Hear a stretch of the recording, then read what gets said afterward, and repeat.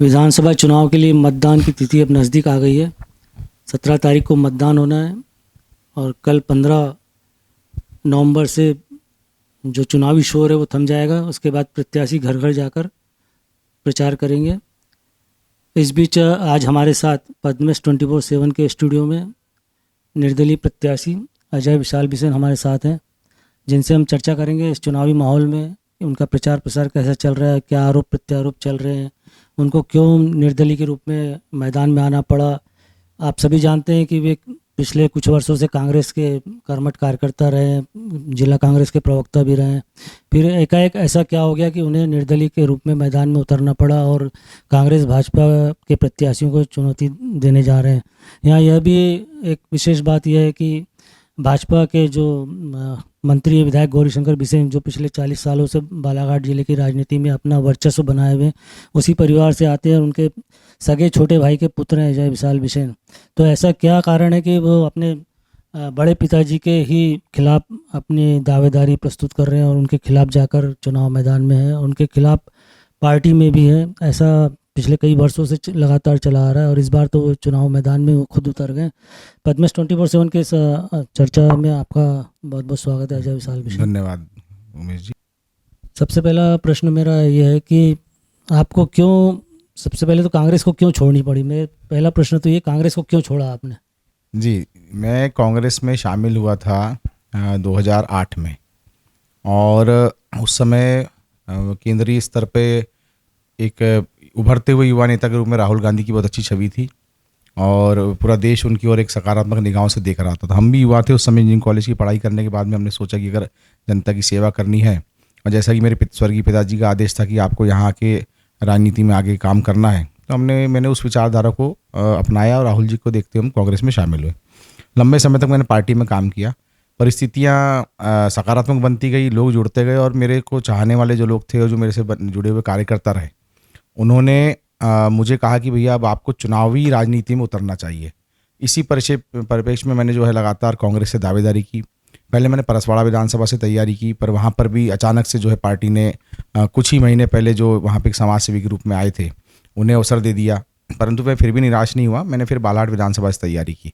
पिछले बार मैंने दावेदारी की बालाघाट विधानसभा से, तो जैसा कि आप सभी जानते हैं कि कटंगी से जो है हमारे तत्कालीन जिलाध्यक्ष महोदय को यहाँ से प्रत्याशी बना दिया गया। इस बार मुझे समझ में आ गया था और जो मेरे कार्यकर्ता थे उन्होंने कह दिया था कि भैया इस बार चुनाव लड़ना आपके लिए आवश्यक है। आप कांग्रेस में पूछ लीजिए कि अवसर मिलेगा या नहीं मिलेगा। लगभग 1-1.25 साल पहले की बात है। मैं भोपाल गया था, हमारे प्रदेश नेतृत्व से मैंने चर्चा की, तो उन्होंने मुझे स्पष्ट ही कह दिया था, मैं आज बड़ा खुला खुला बताऊंगा कि हम आपको एडजस्ट करेंगे पार्टी में, बट हम आपको टिकट नहीं देंगे। अब चूंकि मेरे से जुड़े कार्यकर्ता, मेरे क्षेत्र की जनता और सभी चाहते थे कि मैं चुनाव लड़ूं, तो चुनाव अगर लड़ना है और पार्टी बोले आपको एडजस्ट करेंगे, टिकट नहीं देंगे, तो फिर यह तय करना ज़रूरी हो जाता है कि आपका फैसला क्या है। ये कुछ समझ में आया कि प्रदेश नेतृत्व ने ऐसा कैसे कह दिया कि आपको टिकट नहीं देंगे? अब उनके ऐसा कहने के पीछे क्या कारण थी, क्या मंशा थी, ये तो वही बेहतर जानते हैं। मैं इस पर ज़्यादा कोई टिप्पणी नहीं करना चाहूँगा। हो सकता है यहाँ के जो क्षेत्रीय नेतृत्व है या जिला स्तरीय नेतृत्व है वो मुझे शायद नहीं समझ पा रहे हो या मुझे ना पसंद कर रहे हो, ये भी कारण हो सकता है। परंतु जब अगर चुनाव लड़ना है तो मैंने यह तय किया कि भाई पार्टी में रहकर ऐन वक्त पर छोड़ के करना इससे बेहतर है कि पार्टी को अपन पहले ही स्पष्ट कर दें कि भाई हम चुनाव लड़ने वाले हैं, आपको योग्य लगे तो अवसर दीजिएगा, वरना हम जनता के बीच जाएंगे।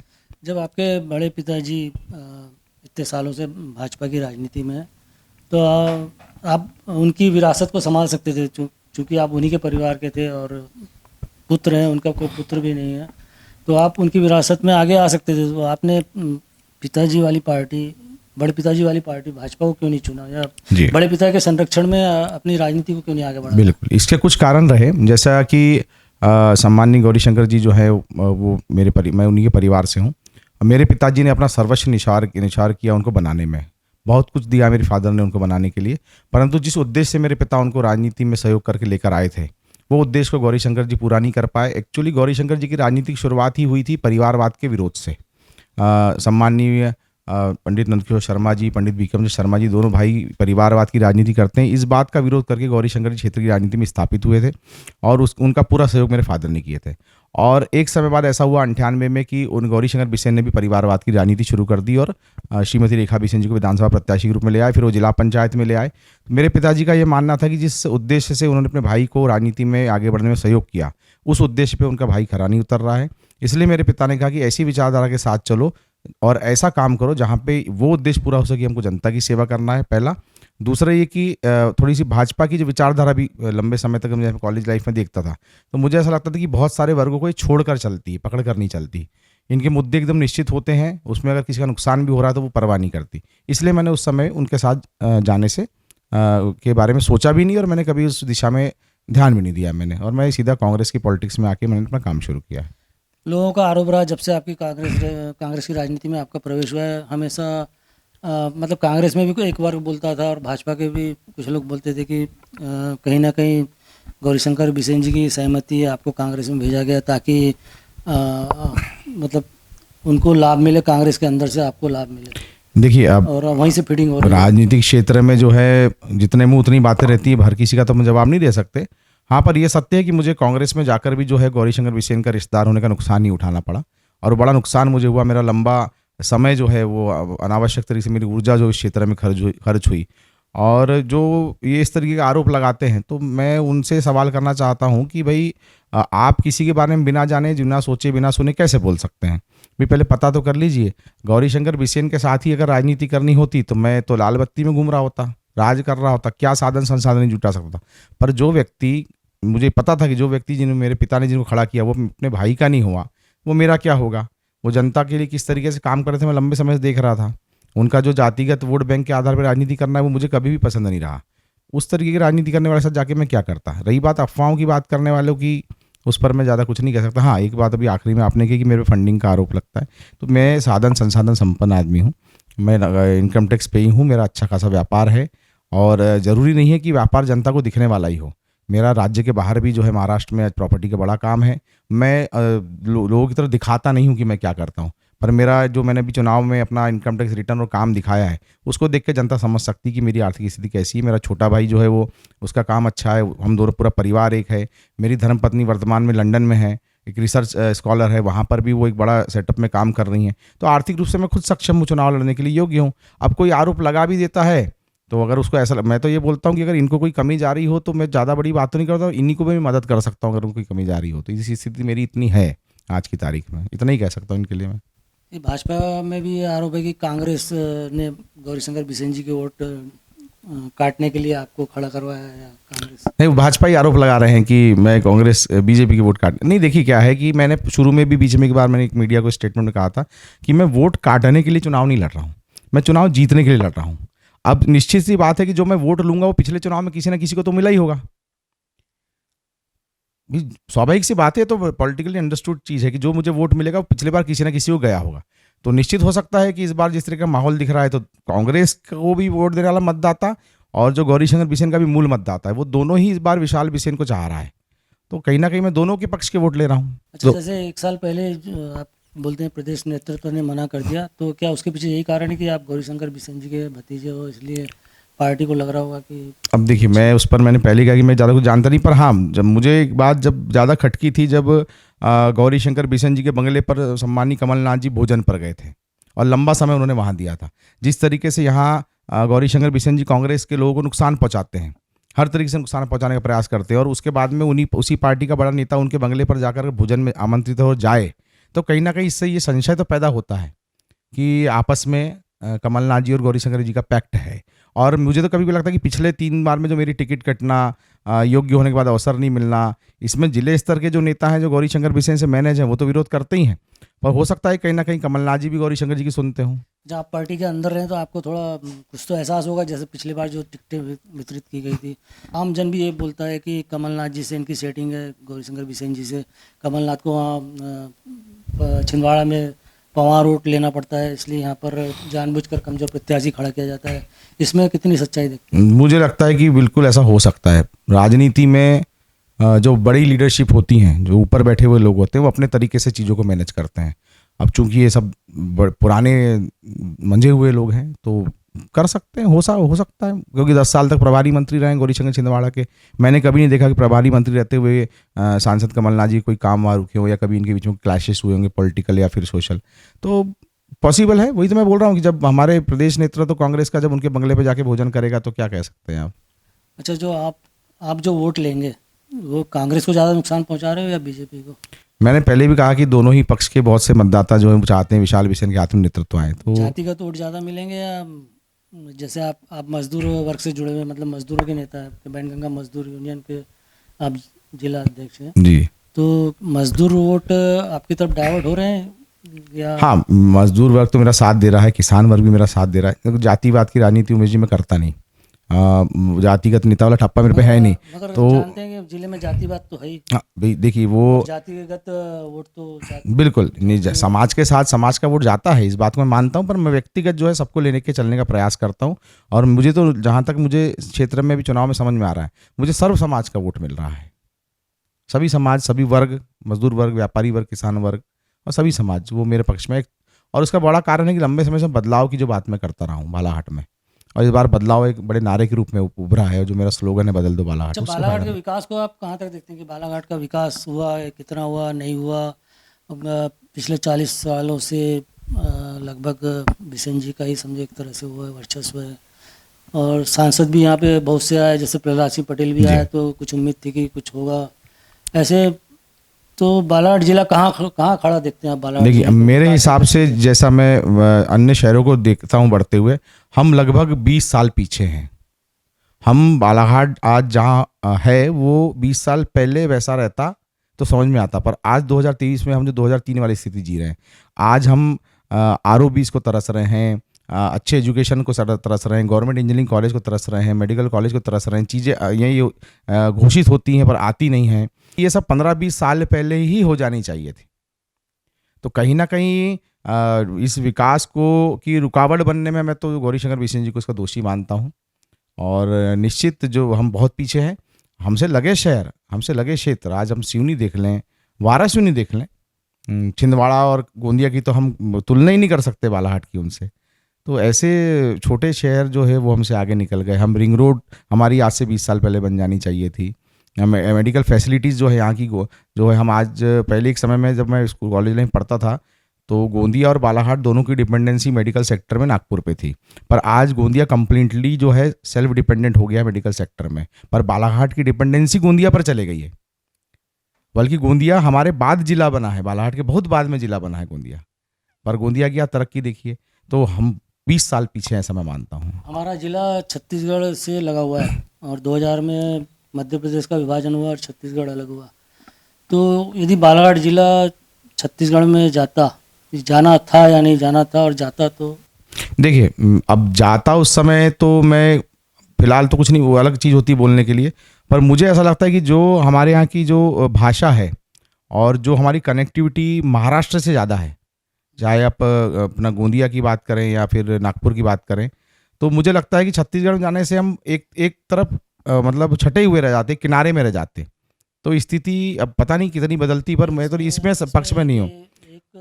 एक एरिया जैसे वाराणसी कटंगी एरिया महाराष्ट्र से टच है, इधर लालबर्रा वाला जबलपुर से टच है, इधर बैयर बिरसा लांजी छत्तीसगढ़ से टच है जी, इसलिए ये भी नहीं कहा जा सकता कि पूरा हाँ बिल्कुल, पर फिर भी जो है अधिकांश जो है मतलब ये बोलते हैं 60% से ज़्यादा जो है हमारी कनेक्टिविटी, हमारे बच्चों का एजुकेशन जो है वो इसी दिशा में होता है। तो बालाघाट का जो विकास नहीं होना एक कारण भी है कि जैसे मध्य प्रदेश की राजधानी भोपाल काफ़ी दूर है और बालाघाट एकदम एक कोने में पड़ा हुआ है। मैं तो कभी कभी सोचता हूँ कि अगर कभी विदर्भ बने तो बालाघाट को विदर्भ में शामिल होने से फ़ायदा मिलेगा।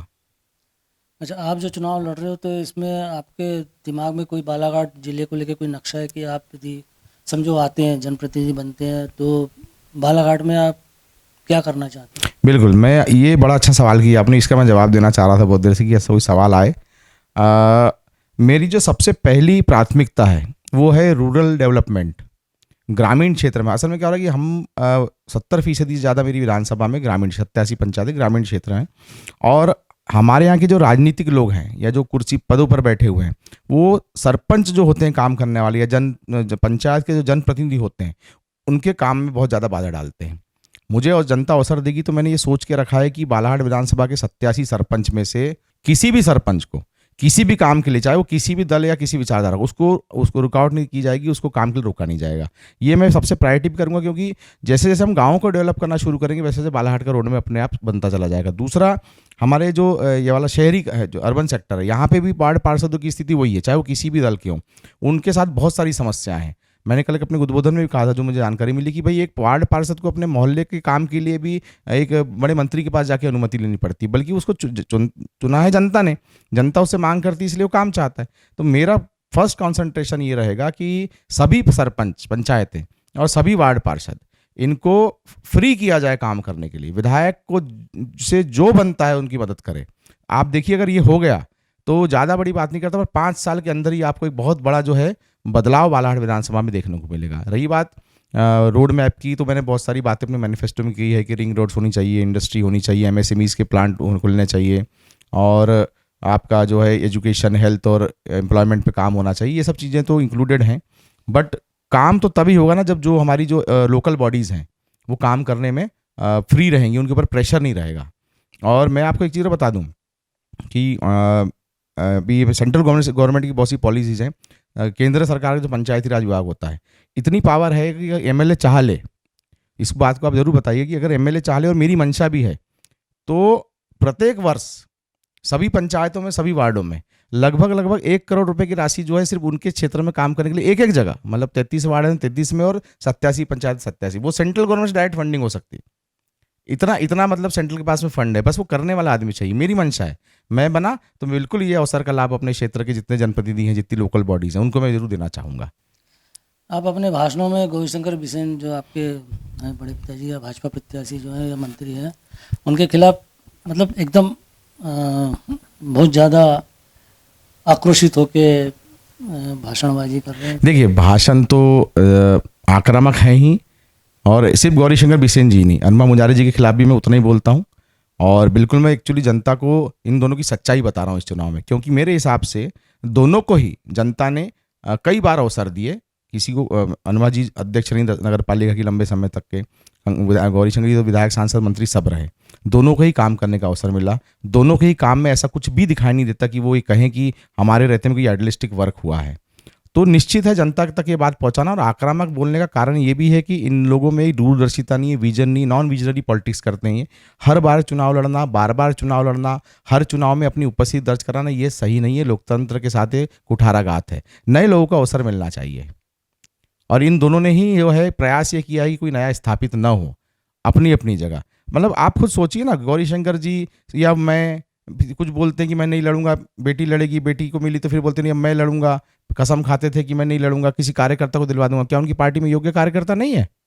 ये आरोप आप पे भी लग सकता है, आपके भाई भी जनपद सदस्य हाँ, उस पर आता हूँ ना, उस पर आता हूँ, और फिर बिल्कुल बिल्कुल उस पर आता हूँ मैं, उस पर आता हूँ बिल्कुल। उस पर आदमी, अनबा जी के साथ भी वो स्थिति है, वो यहाँ लड़ रही हैं कांग्रेस के पक्ष में, उनके जो पति हैं वो परसवाड़ा में लड़ रहे हैं कांग्रेस के खिलाफ में। अब रही बात इस बात की कि भाई मेरे पर भी वो आरोप आता है, तो निश्चित वो आ सकता था, पर कब? अगर मैं 15 साल पहले स्थापित हो जाता और उसके भाई अपने भाई को या छोटे भाई को राजनीति में लेके आता। पर यहाँ सबसे ज़्यादा आश्चर्यजनक बात ये रही कि मैं राजनीति में स्थापित होने के लिए पहली बार चुनाव लड़ रहा हूँ, और उसके पहले ही मेरा भाई पंचायती राज के पदों पर है। मतलब मेरा उसको बनाने में या ज़बरदस्ती कहीं से लाभ दिलाने में कोई योगदान नहीं है। उसको उसके क्षेत्र की जनता ने बनाया है। उसने जो चुनाव लड़ा उसमें कहीं भी हम किसी पार्टी विचारधारा के सिंबल पे चुनाव नहीं लड़े, चाहे जनपद का हो, चाहे वो नगर ग्राम पंचायत का हो। और इन चुनाव में आप किसी को चुनाव लड़ने से रोक नहीं सकते। मैं आपको जनपद चुनाव को बताता हूँ। जनपद सदस्य के चुनाव में वैभव में के चुनाव में कांग्रेस ने मधु टेमरे जी को टिकट दिया था, और भाजपा ने संजय बिसेन जी को दिया था। वैभव बिसेन उस समय भी निर्दलीय था, और उसमें भी अगर मैं उसको टिकट दिलाता कांग्रेस की। अब देखिए, आरोप तो जब मेरे पे ही लग गए, वहाँ पे आया था कि मतलब आप दोनों की मिली भगत है करके। मैं बोल रहा आरोप तो लग ही रहे ना, आरोप लगना ही है। ऐसा हुआ था ना, प्रत्याशी आरोप तो लगना ही है भाई। सामने वाला प्रत्याशी नहीं फालतू की बातें हैं। जब सामने वाला सक्षम नहीं था ये लड़ने, अब जैसे अभी ये चुनाव हुआ पंचायत में, कुछ लोगों के फॉर्म रिजेक्ट हुए, उसमें ये भी हम पे आरोप लगा कि हमने फॉर्म रिजेक्ट करा दिया। हम तो नहीं निर्वाचन अधिकारी जो फॉर्म रिजेक्ट कराएंगे। किसी के फॉर्म भरे में त्रुटि आ जाए, उसका फॉर्म रिजेक्ट हो जाए। जिस तरीके का चुनाव गर्रा में हुआ, दोनों ही पार्टी के जितने वहाँ के लोकल लीडर हैं वो हमारे खिलाफ सामने वाले के साथ में थे। स्वयं गौरीशंकर जी हमारे खिलाफ 3 सभाएं लेके गए थे। कांग्रेस हमारे खिलाफ चलेगी, ताज्जुब की बात। अब तो मैं पार्टी के अंदर था, पर हमने चुनाव लड़ा जनता के आधार पे, जनता ने हमको चुनाव जिताया। जिस तरह का चुनाव गर्रा पंचायत का हुआ वो तो आप लोगों ने देखा है कैसा चुनाव हुआ, पर हम लड़े, हम जीते, हमारे साथ जनता थी। मैंने कहीं भी वैभव को अपने कांग्रेस में होने का लाभ नहीं दिलाया। अगर मैं लाभ दिलाता तो मैं इसका आरोपी बनता कि मैं परिवारवाद का लाभ दिला रहा हूँ। ये लाभ दिलाते हैं, ये बेटी को लाभ दिलाते हैं, वो पति पत्नी लाभ उठाते हैं, हमने लाभ नहीं उठाया। मैंने कहीं नहीं बोला पार्टी प्लेटफॉर्म में कि मेरे भाई को टिकट दो या कुछ दो, पंचायत का प्रतिनिधि प्रत्याशी बनाओ या फिर आप जनपद का प्रत्याशी बनाओ। वो तो निर्दलीय लड़ा, जनता के कहने पर लड़ा, बना। अच्छा, अनुभा जी और गौरीशंकर जी में दोनों में बेहतर किसको समझते हैं? मेरे हिसाब से बालाघाट के दोनों ही बेहतर नहीं है, घातक हैं, एकदम घातक। तो कौन कम है, कौन ज्यादा घातक है? दोनों ही घातक हैं, फिर भी कम ज्यादा बराबर हैं, एकदम एकदम इक्विवेलेंट हैं। एक को कुर्सी मिली इतने सालों में, एक को 10 साल बस नगर पालिका मिली, वरना ही घातक ही। एक्चुअली इसका कारण बता रहा हूँ, जिनको चुनाव लड़ने की आदत हो जाए, आदतन चुनाव लड़ने वाले लोग हैं साहब। ये वार्ड पार्षद भी लड़ चुकी हैं, अध्यक्ष भी लड़ चुकी हैं, विधानसभा लोकसभा भी लड़ चुकी हैं, इनके साथ भी वही स्थिति है। विधानसभा लोकसभा में जिला पंचायत आए तो मेरी धर्मपत्नी, ये चीज़ जो इनकी है ना, ये जो सोच है, ये घातक है क्षेत्र के लिए।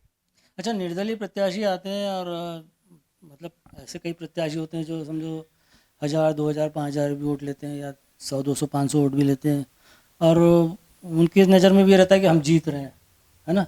तो ये ऐसे चुनाव लड़ने से मतलब क्या है? देखिए, हर व्यक्ति अपनी अपनी सोच के हिसाब से सब चुनाव लड़ता है।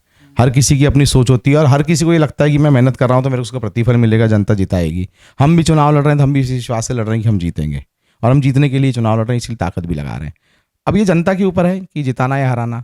अब हर व्यक्ति किस आधार पे ये सोचता है, वो तो मैं व्यक्तिगत अपना बता सकता हूँ, उस दूसरे अच्छा, का नहीं। यदि आप जीत गए तो भाजपा की तरफ जाएंगे, कांग्रेस की तरफ? मैं 5 साल जनता से निर्दलीय होने के नाते वोट मांग रहा हूँ। जनता मुझे निर्दलीय विधायक बनाती तो मैं निर्दलीय रहकर ही बिल्कुल जो है जो मैंने वादे किए हैं उस पर काम करने का प्रयास करूंगा। जनता आपको क्यों वोट दे, मतदाता क्यों वोट दे आपको? मेरे मुझे वोट देने के बहुत सारे कारण हैं। सबसे पहला कारण तो ये है कि मैं एक पढ़ा लिखा, शिक्षित, योग्य और युवा हूँ। आज मेरे पास में दौड़ने करने की क्षमता है, मेरे पास एक दूरदर्शिता विजन है। और दूसरा सबसे बड़ी बात ये आती है कि मैंने जितना भी अपनी बातें मंचों के माध्यम से या मैनिफेस्टो या मीडिया के माध्यम से रखी है, उसमें कंप्लीट कंसंट्रेशन मेरा बालाघाट विधानसभा में सुधार को लेकर है, बदलाव को लेकर है। मैंने कहीं भी प्रदेश स्तर की घोषणाओं वाली बात नहीं की। मैंने जो भी बात की वो की मुख्यालय में हम क्या अच्छा कर सकते हैं, यहाँ के बच्चों के लिए क्या अच्छा कर सकते हैं, यहाँ के फ्यूचर के लिए क्या अच्छा कर सकते हैं। तो निश्चित मुझे जनता ने इस बात को सोचकर वोट देना चाहिए। तो काफ़ी कुछ चर्चा हो गई। यदि आप कुछ कहना चाहें मतदाताओं से? बस मैं मतदाताओं से और आपके सभी दर्शकों से अपील करना चाहता हूं कि इस लोकतंत्र के त्यौहार में आप अपने क्षेत्र में एक युवा और शिक्षित जो व्यक्ति चुनाव लड़ रहा है, जय विशाल बिसेन बल्लेबाज निशान है मेरा 10 नंबर पे, आप मुझे वोट करें, सहयोग करें। और मैंने जो भी घोषणाएं और जो भी बातें की हैं उन पर मैं काम करने का पूरा प्रयत्न करूंगा, दृढ़ निश्चय से प्रयत्न करूंगा। और मेरा सबसे बड़ा प्रयास ये होगा कि बालाघाट में बदलाव हो और बालाघाट जो है नए आयामों को छुए। हमारी बहुत बहुत शुभकामनाएं। धन्यवाद। आप 24/7 में आए, आपके उसके लिए बहुत बहुत धन्यवाद अमित जी।